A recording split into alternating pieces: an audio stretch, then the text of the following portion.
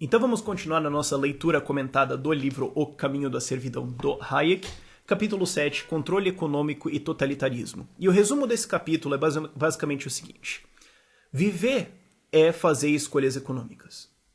É indissociável isso, essas duas coisas são indissociáveis. E uma vez que você tem planejamento econômico, alguém vai tomar essas decisões por você, então na prática ele controla a sua vida. Então a ideia de que você vai ter planejamento central e liberdade, ou socialismo e liberdade, como defende o partido Socialismo e Liberdade, é uma contradição óbvia. Claro, todo mundo sabe isso, inclusive metade das pessoas que estão lá dentro, mas não tem como você ter um planejamento econômico e liberdade de escolha, porque todos os fatores da sua vida vão ser controlados. E o fato de você ter a liberdade econômica, você ter a antítese do planejamento central, e você poder trabalhar e tomar decisões e ter o seu dinheiro, é uma das coisas mais libertadoras imagináveis.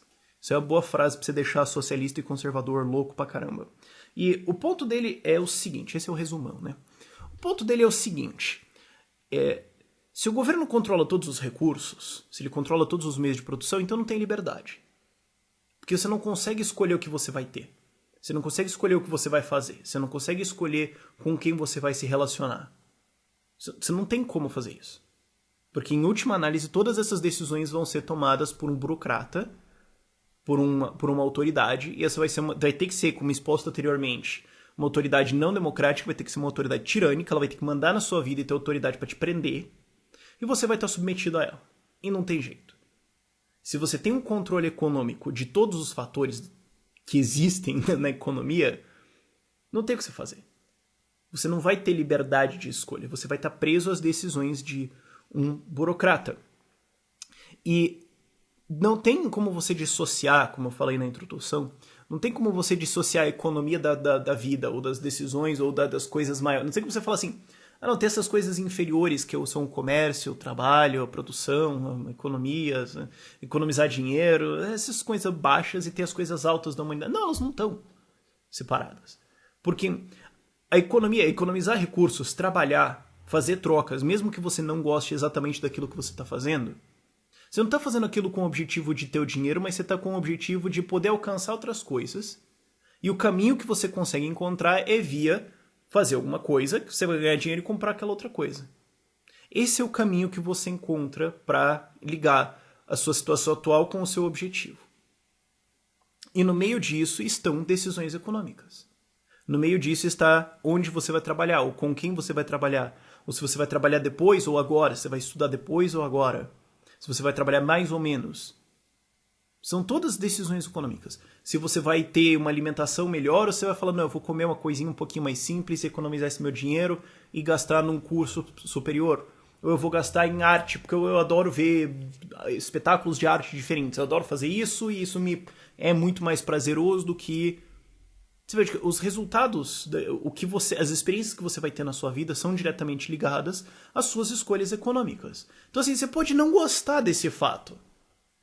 Isso pode te irritar profundamente, mas não tem como separar os dois.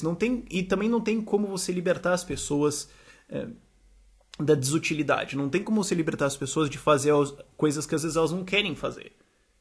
Tem essa ilusão por trás do comunismo, especialmente do socialismo pré-Marx mesmo. Tinha essa coisa assim de...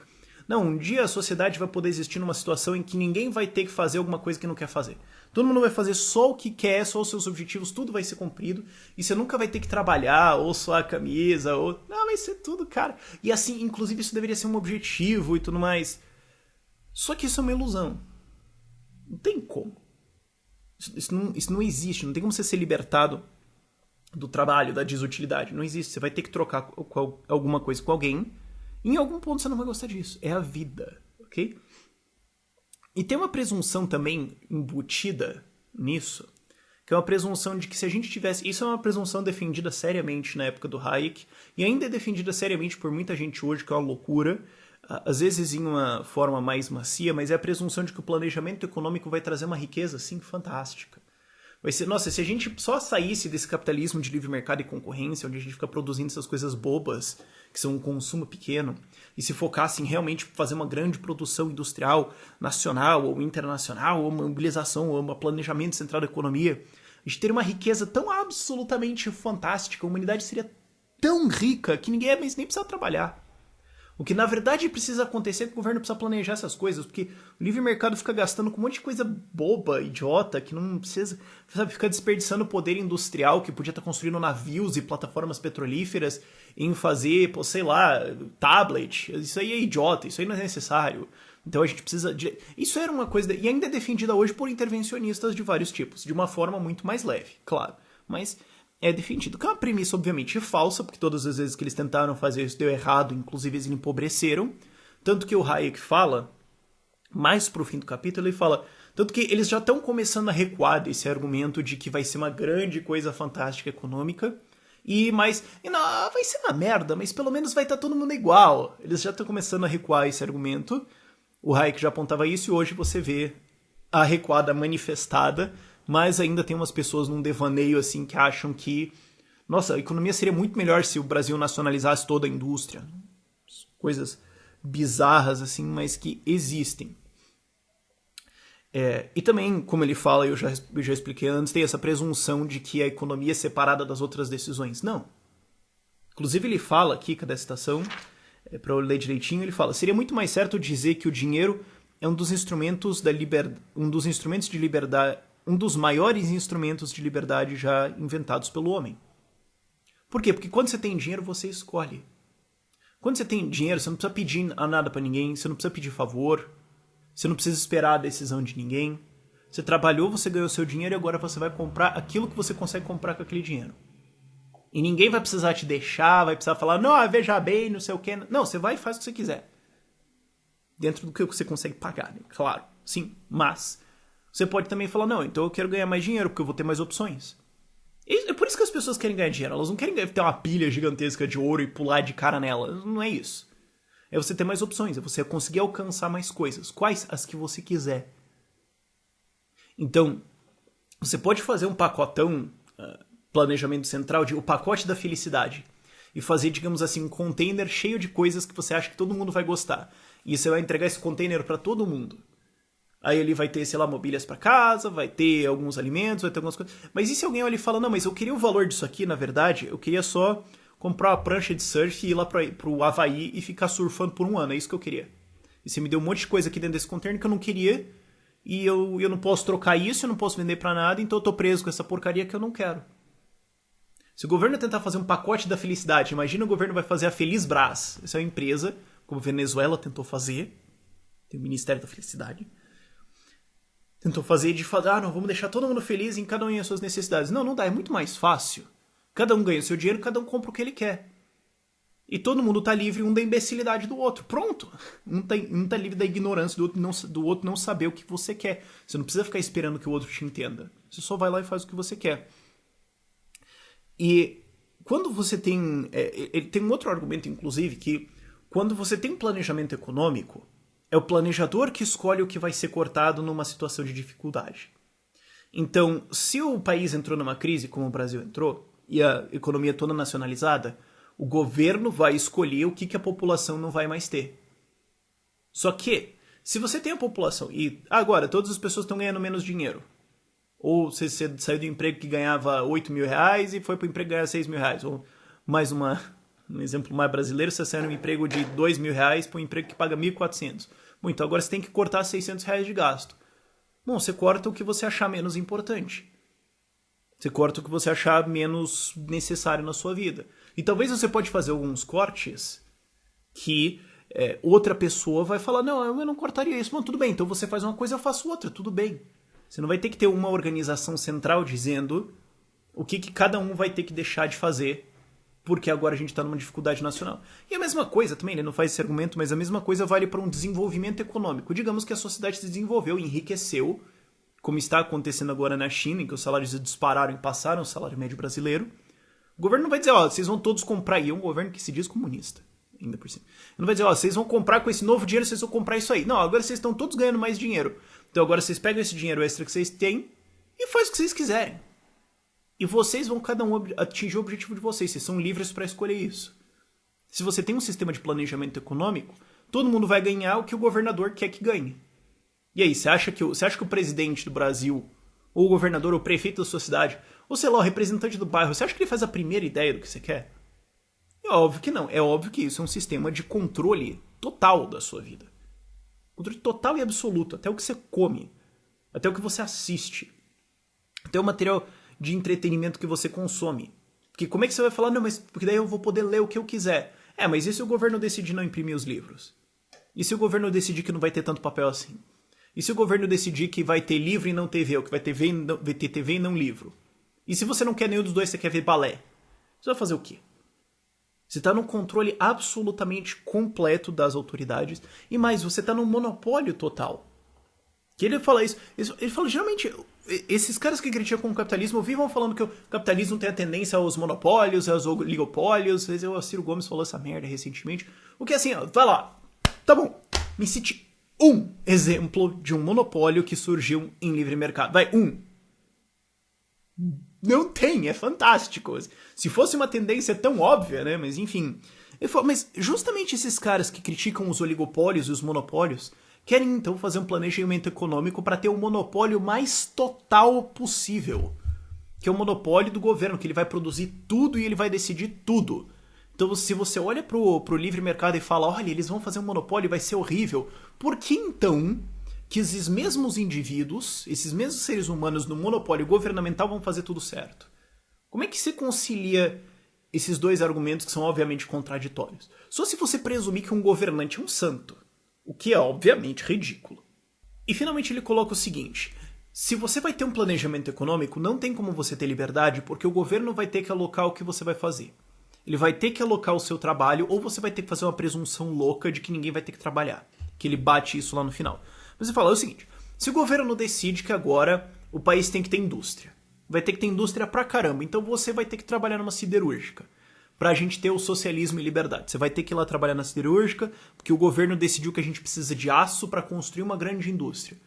Você fala, não, mas é que eu votei nesse governo de planejamento econômico porque eles falaram que ia ter um desenvolvimento gigantesco e eu ia poder ficar sendo escritor, eu quero escrever poema. Foda-se, ninguém liga. Você vai agora trabalhar na siderúrgica, meu amigo. Você vai ter que trabalhar lá, porque o governo decidiu que tem que ser produzido tanto aço e para isso precisa de 100 mil funcionários e você é um deles. E se não for você, vai ter que ser outro cara que vai ser obrigado. O que vai acontecer quando o governo decidir, quando o planejador econômico decidir que uma coisa tem que ser feita e você não tem pessoas suficientes para fazer isso? Como é que vai funcionar?